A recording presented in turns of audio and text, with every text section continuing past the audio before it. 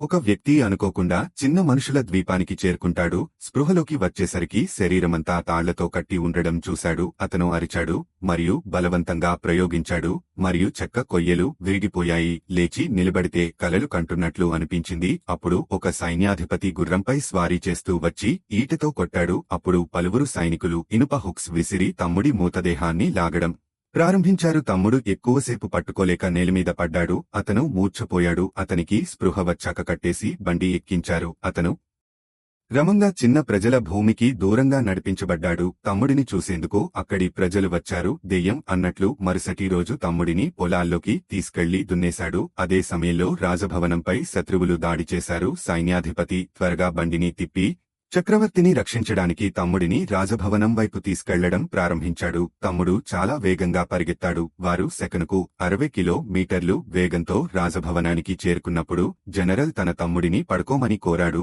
మరియు యువరాణిని రక్షించడానికి అతనే లోపలికి దూకాడు.